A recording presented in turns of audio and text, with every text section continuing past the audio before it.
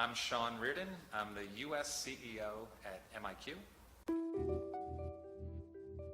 I've been sober for 4+ years, and I've never looked back. That was a good call, and I probably could have done it a little earlier, if we're being honest.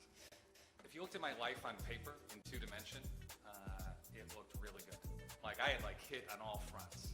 I had a beautiful wife. I had the house that I wanted. I had the job that I had aspired towards for a better part of 2 decades, and I was absolutely miserable, right? And it took me some time to kind of look at things and recognize this is probably throwing the playbook out and kind of revisiting the game plan. It was really a catalyst for me, just recognizing I couldn't keep doing it the way I was doing it. Is work, and the pressure in marketing and advertising, or even any derivative extension of those worlds, is just a vice tightening, particularly at an executive level.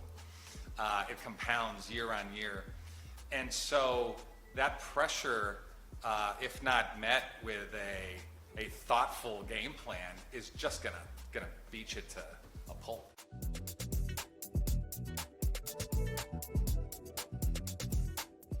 The way I handled people asking me if I don't drink anymore was to tell them that I don't drink anymore.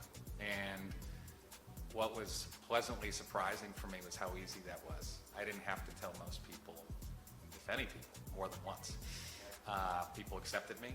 I found that actually motivating and liberating, that when people saw the best version of me, which is definitely what's on display, I didn't have to go into some deep life story, my every second of my path to here. It was just okay, and so I think that's probably a barrier for many people, that hopefully they experience the same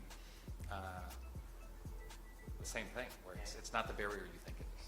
And I don't mean to make this sound this easy, because I know other people have different challenges and struggles, and I don't want to suggest my sobriety is the same as anyone else's.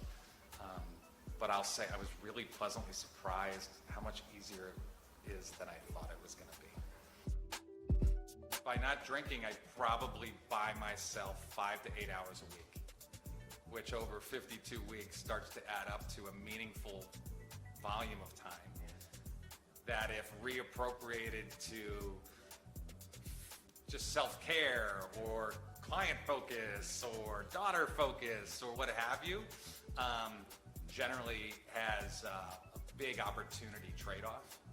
And then once you get a taste of that and you start to see it, that's where it's of course, I'm going to keep this going. My life, I'm a much better version of me than I was before. And now I'm at a point where it's well, how do I keep sharpening the blade? The constant pursuit of betterment.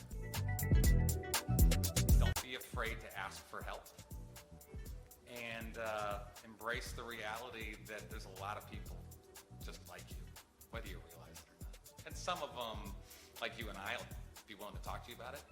And some people are going through the same process you are,